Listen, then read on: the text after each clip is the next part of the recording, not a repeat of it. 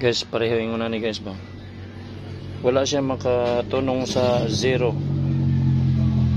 So gato gina siya i-calibrate guys. Ato na siyang basahon. Pila gina siya. Nagkatunong na siya sa between 0 ug usa ka guhit is na ang kanang usa ka guhit sunod sa 0. 10 na siya kay 50 man na siya inigabot dito sa inig 5 ka guhit. 50 naman na siya. Sa ato pa by 10 na siya. Between 0 ug ikaduhang guhit sa ato pa 5 na na.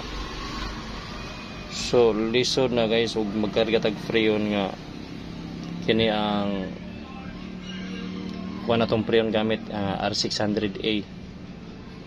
Kaya ang atong R600A nga freon ug mukarga ta kanang yang running pressure niya ari ra na siya sa 0 or 1.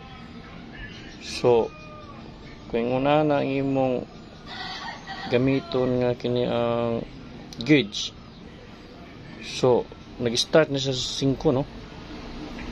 So dapat ang imong 0 na is 5 na. Nya usa pa guys, dili po ni siya ma-adjust kining diri kining diri na dili na siya maliso. So mo na nga ako na ni siyang gi-reject no kay lisod ni kayo ari ta diri. Nipalit na kog bag-o kana siya 0 niya nakanindot ani balikin siya nainat ni siya mayo. Kaya yung 50 naraman diri.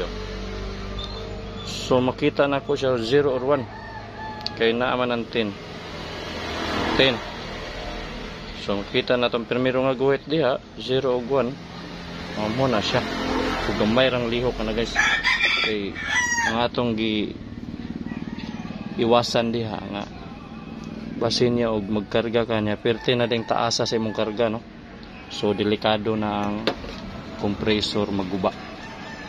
So mara na guys kung diferensya gani wala na siya mag 0 ato na nang ilisan guys. Total barato ra ni siya. So guys mura to. Thank you.